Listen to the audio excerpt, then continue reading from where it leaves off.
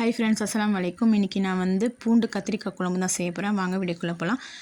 எண்ணெய், கடுகு, பூண்டு நல்லா வதங்கின உடனே பெரிய சைஸ் கத்திரிக்காய் வந்து 2 போட்டு வச்சுருக்கேன். அதுவும் நல்லா வதங்கின உடனே இஞ்சி, மஞ்சள் தூள், மிளகாத்தூள், தனியாத்தூள், சீரகம், வெந்தயம் பவுடர் கொஞ்சம், ஆச்சி குழம்பு மிளகாத்தூள் பவுடர் அதுவும் போட்டு நல்லா மிக்ஸ் பண்ணிவிடுங்க. இதில் வந்து வெங்காயம், தக்காளி, தேங்காய் போட்டு நல்லா மிக்சியில் அடித்து வச்சுருக்கேன். அதுவும் அந்த விழுதும் போட்டு நல்லா மிக்ஸ் பண்ணுங்கள். மிக்ஸ் பண்ண உடனே தேவையான அளவு வந்து உப்பு போட்டுக்குங்க. இது கூட நீங்கள் பூண்டு இல்லாமல் கத்திரிக்காய், முருங்கைக்காய், உருளைக்கிழங்கு போட்டு நீங்கள் செஞ்சு பாருங்கள். இந்த குழம்பு இன்னும் சூப்பராக இருக்கும். புளி கரைசல் கொஞ்சம் அதில் கொஞ்சம் ஊற்றி வச்சுருக்கேன். அப்புறமா வந்து 2 விசில் போதும், அதுக்கு மேலே வேண்டாம்.